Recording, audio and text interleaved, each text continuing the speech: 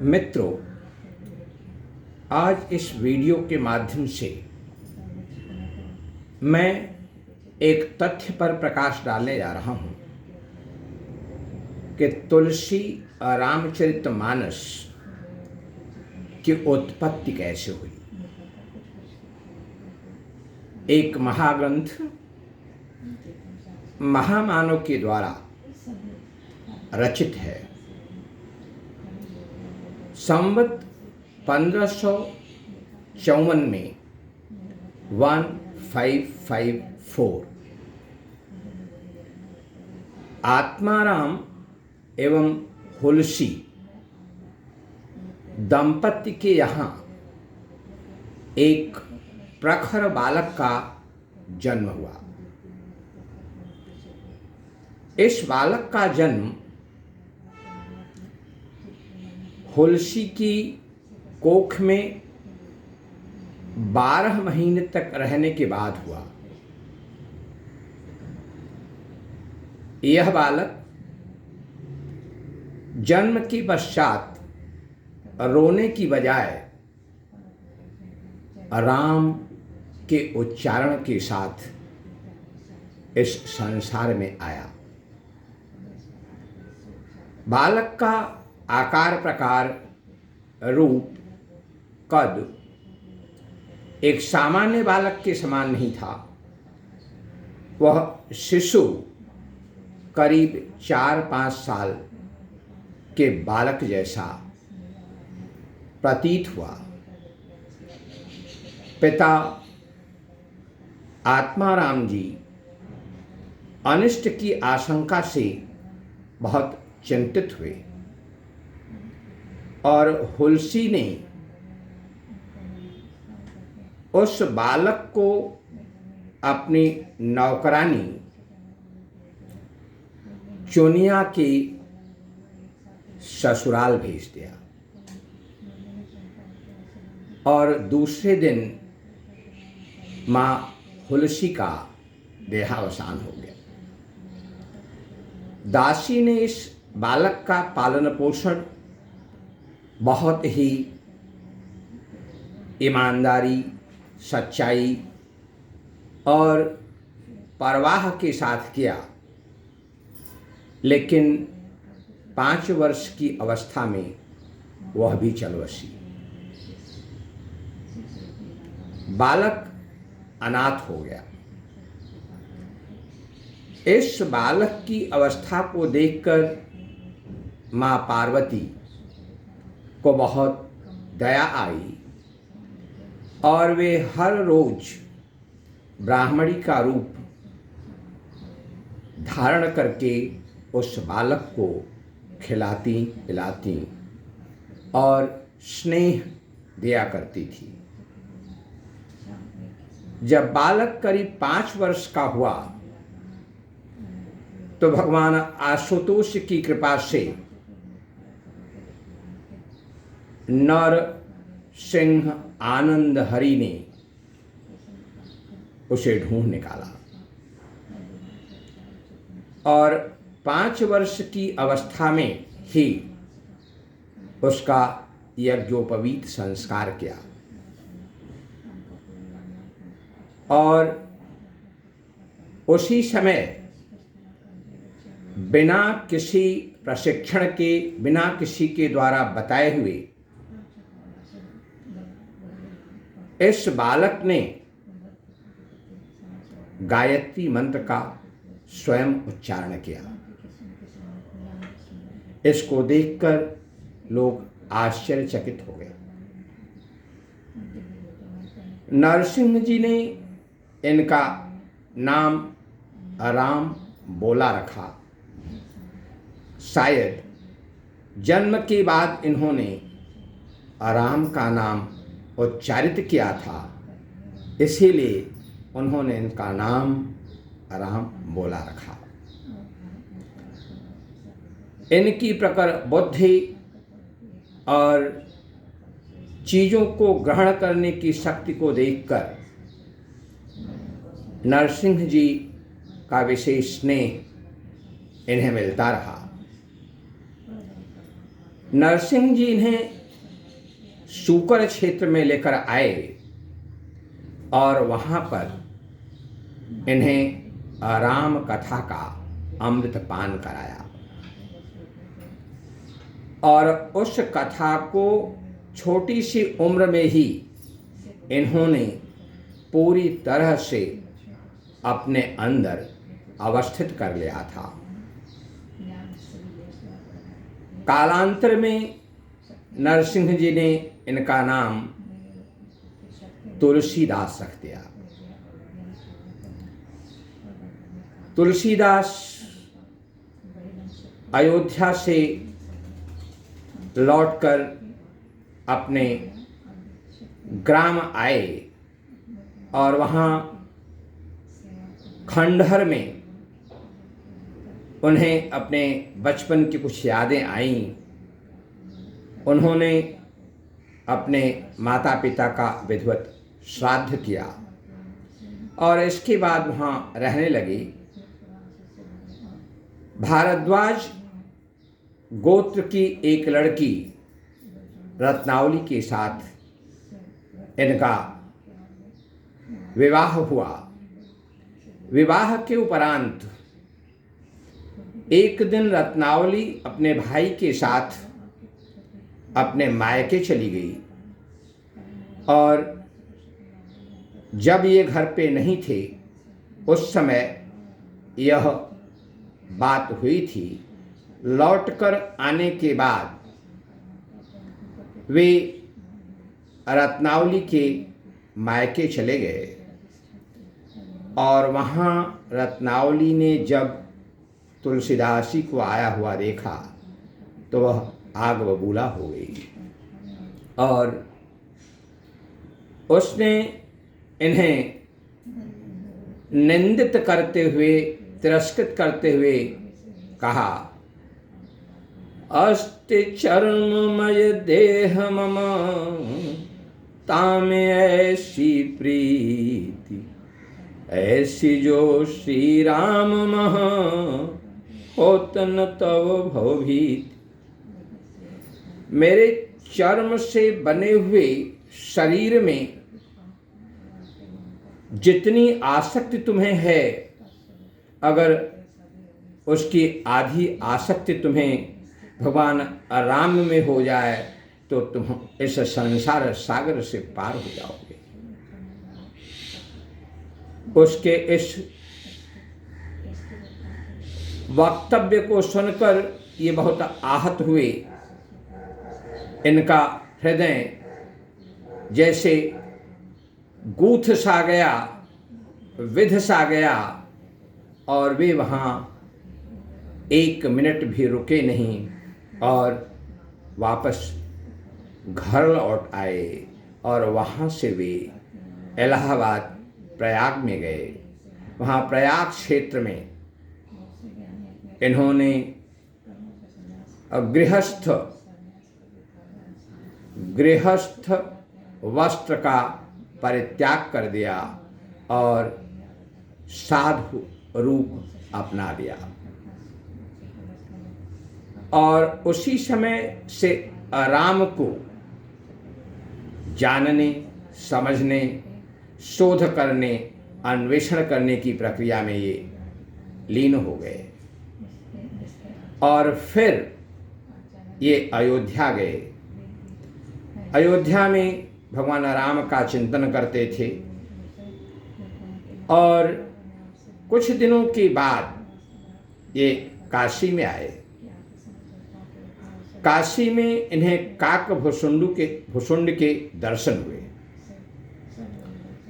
और उन्होंने काक भुसुंडी ने इन्हें हनुमान जी से मिलने का मार्ग बताया।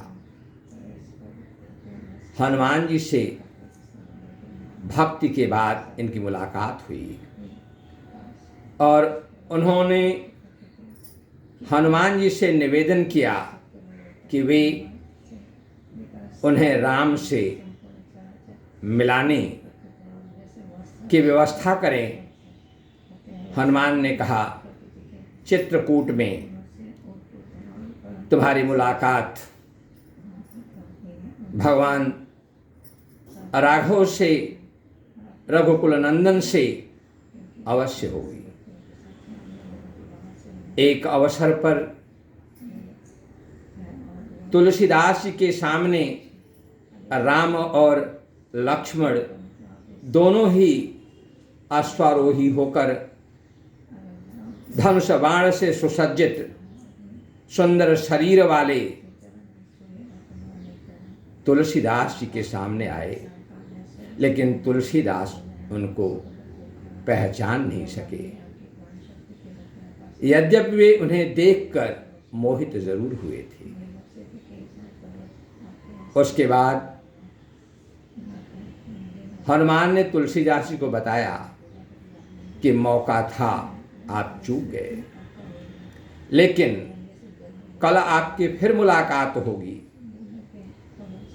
तुलसीदास जी चित्रकूट के घाट पर बैठे हुए थे, रमे हुए थे। उसी समय राम और लक्ष्मण बालक रूप में उनके सामने आए और वहाँ पर उन्होंने तुलसीदास जी से कहा कि आप मुझे चंदन लगा दीजिए। उस रूप को देखकर तुलसीदास जी सम्मोहित हो गए, वो उनको चंदन लगाना भूल गए। राम ने स्वयं अपने आप को चंदन लगाया और तुलसीदास को चंदन लगाया और वहाँ से वो अंतर्ध्यान हो गए। भगवान राम के बाल रूप का दर्शन तुलसीदास जी को हो गया। तुलसीदास जी फिर अयोध्या गए। अयोध्या में शोध करते रहे, अन्वेषण करते रहे, लेकिन वहाँ उनका मन नहीं लगा। वे फिर काशी आ गए। काशी में रहते हुए एक ब्राह्मण के घर, वहाँ प्रहलाद घाट में गंगा नदी के किनारे एक ब्राह्मण रहते थे और उन ब्राह्मण के घर ये उनके साथ रहने लगे और कवित्व की भावना वहीं प्रकट हुई।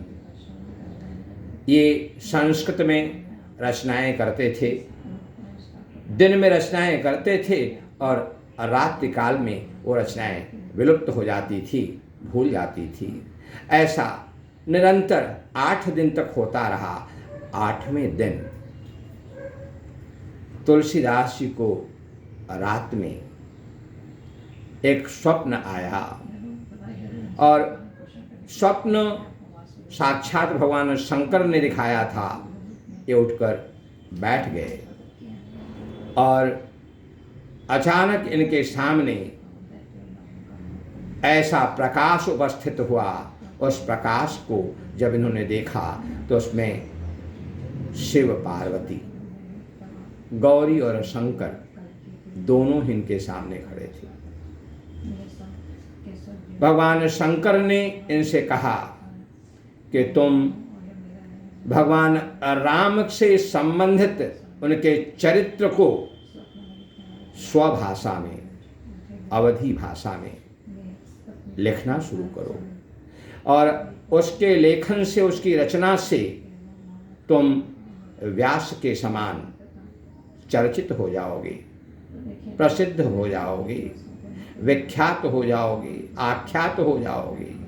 और इन्हें रात्रि को निद्रा नहीं आई। संवत 1631 में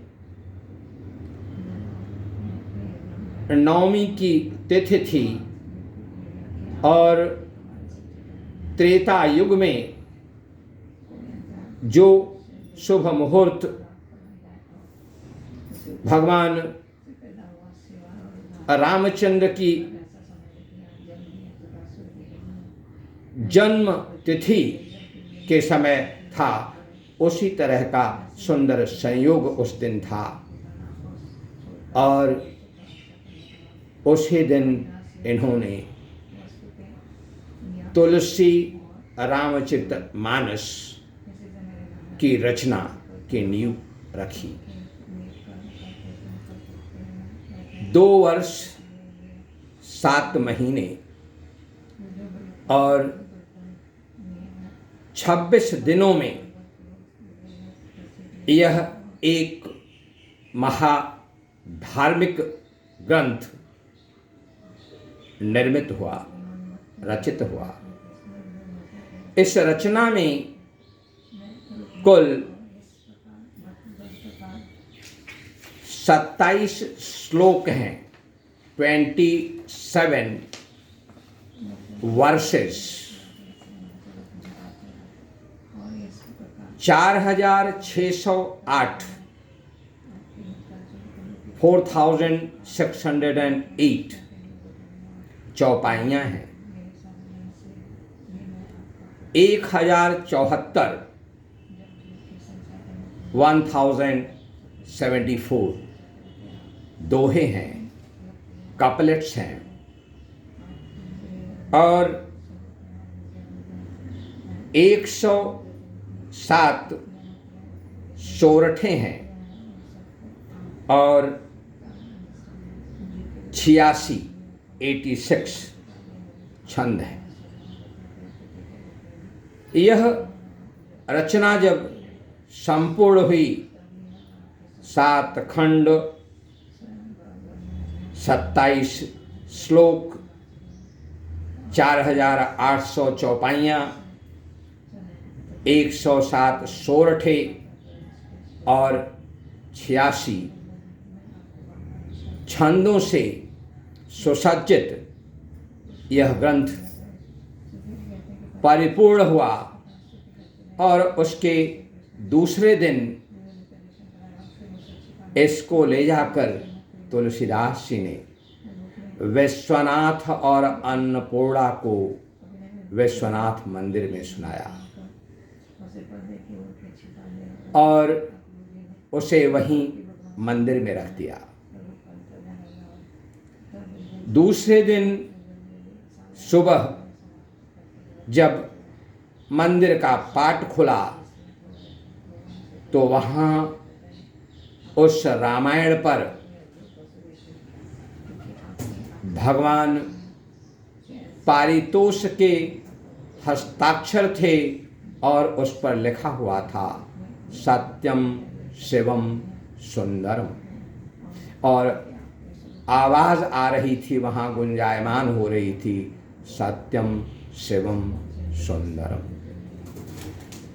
तुलसी की इस कृति को देखकर वहाँ के साधु वृंद उनसे ईर्ष्या करने लगी और उसकी प्रामाणिकता पर तरह तरह के प्रश्न उठाने लग गए और इस पुस्तक की परीक्षा भी दी गई।